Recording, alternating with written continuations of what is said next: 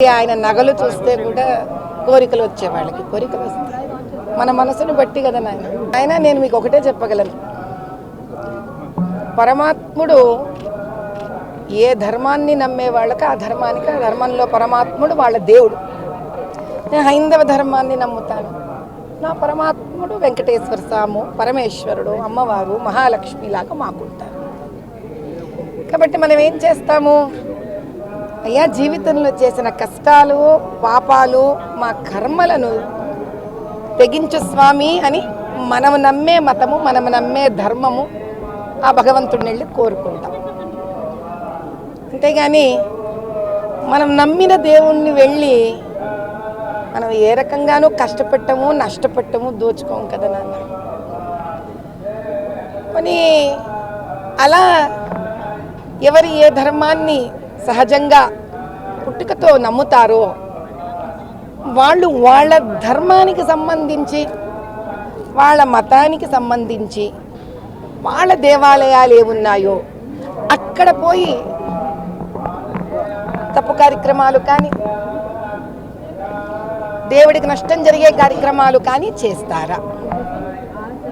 నా ప్రశ్న. ఇప్పుడు మనిషిగా పుట్టినందుకు మాకు మా ధర్మాన్ని సంరక్షించుకుంటేనే కదా మా గుర్తింపుని సంరక్షించుకున్న వాళ్ళం అవుతాం. కాబట్టి మా ధర్మాన్ని, మా గుర్తింపుని, మా దేవుళ్ళని, మా దేవాలయాన్ని కాపాడుకోవడం కన్నా ఈ జీవితంలో చేయడానికి వేరే కార్యక్రమం మాకు లేదు. కాబట్టి దానికి అడ్డుకునే వాళ్ళందరినీ కూడా నిర్మూలించమని ఆ వెంకటేశ్వర స్వామిని కోరుకున్నాం. కొంతమంది వ్యక్తుల పైన పూజల పైన దాడులు జరుగుతున్నాయి, వారిని ఏ విధంగా శిక్షించాలి? చూడు నాయన, హైందవులంతా కూడా ఒక విషయాన్ని తెలుసుకోవాలి తండ్రి. గుళ్ళ మీద దాడులు జరుగుతున్నా కూడా, దేవాలయాల్లోని పండితుల మీద దాడులు జరుగుతున్నా, భక్తుల మీద దాడులు జరుగుతున్నా, ఈ భారతదేశంలో 120 పైన కోట్ల ఉన్న హైందవులందరం ఏం చేస్తున్నాము? కదలి రావాలి నాయన. హైందవులందరూ ఒక అపర వరద అయ్యి కదలి రావాలి. హైందవ శక్తి జాగృతం కావాలి. మన దేవాలయాలంటే మన పిల్లలతో సమానం. మన ధర్మం అంటే మన వంశ ప్రతిష్టతో సమానం. కాబట్టి ఆ దేవుడిని, దేవాలయాలని, మన ధర్మాన్ని కాపాడుకోలేని వాళ్ళం మన వంశాలను, మన పిల్లలను ఏం కాపాడుకోగలుగుతాం? తరాలను ఎక్కడ కాపాడగలుగుతాం? కాబట్టి ఇది ఒకరి బాధ్యత కాదు, మనందరి బాధ్యత అని భావించే వ్యక్తిని. కాబట్టే నేను తరలి వచ్చాను. ఆ స్వామివారిని ఒకటే కోరుకున్నాను, తండ్రి నాలో కనుక ఒక ఆవగింజంత ప్రహ్లాదుడిలో భక్తి ఉంటే ఉగ్ర నరసింహావతారం ఎత్తవయ్యా, రాక్షసులను సంహరించు తండ్రి అని మాత్రమే ఆయనను కోరుకున్నాను. ఇంతటి దేవాలయంలో సనాతనంగా ఆకాశరాజు పుత్రికను కూడా వరించి పెళ్లి చేసుకున్న అపర వైష్ణవుడివి, మహావిష్ణువువి, కైలాసం నుంచి దిగి వచ్చావు కదా తండ్రి, మా కోసం శిలారూపం దాల్చావు కదా, ఇంకా సాక్షాత్తు ఉగ్ర నరసింహావతారం ఎత్తు తండ్రి. ఇక చాలు, ఈ అధర్మం మా వల్ల కావట్లేదు. రాక్షసత్వం పెరిగిన కొద్దీ దైవమే మమ్మల్ని కాపాడాలి. ఇదే కోరుకున్నాను తండ్రి. ఇవాళ హైదరాబాద్, ఈ ఆంధ్ర రాష్ట్రంలో బీజేపీ వాళ్ళు కాదు, తెలంగాణ వాళ్ళు ఎవరో భజన చేసుకుంటూ వచ్చేస్తుంది దిక్కుమాలినతనం.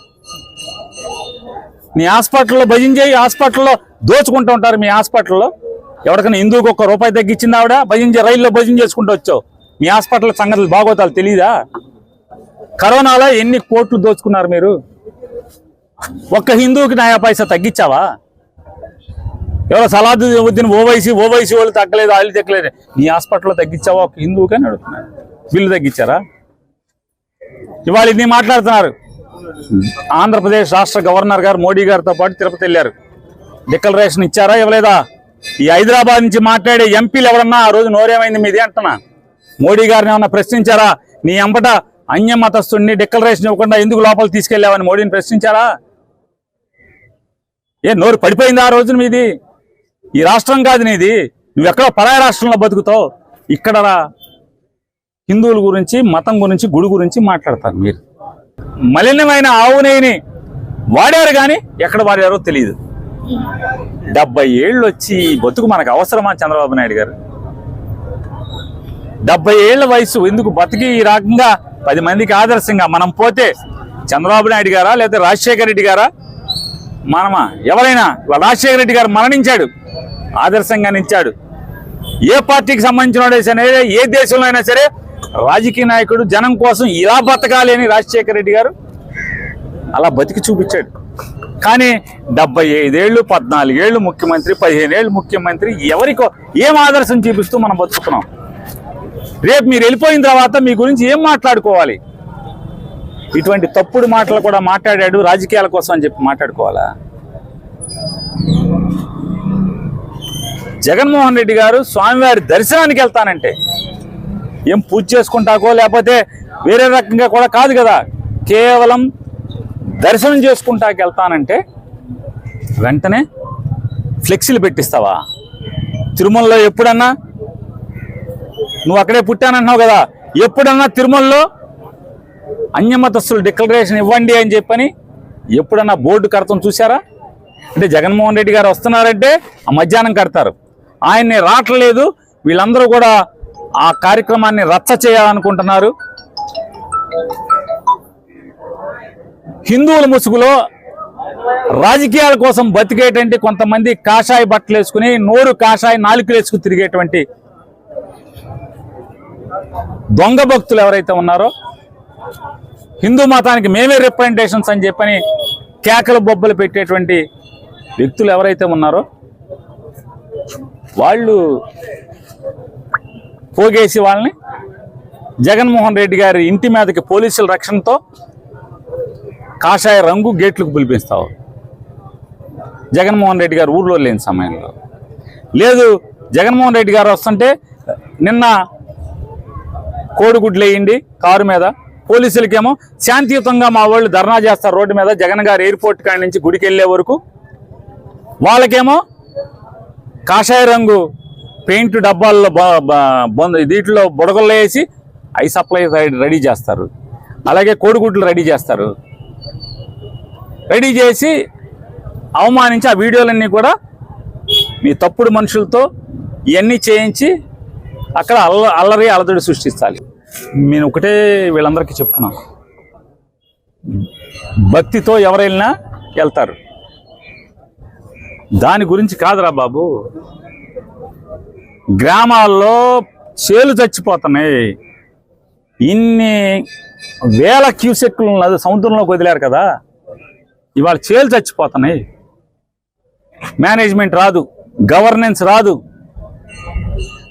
నార్మల్ అమ్ముకుంటున్నారు.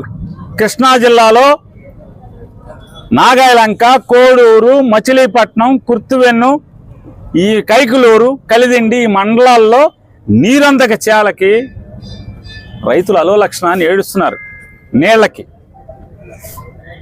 వరి మొక్క బతికించకుండా ఏడుస్తున్నారు. వాటి సంగతి చూడండి.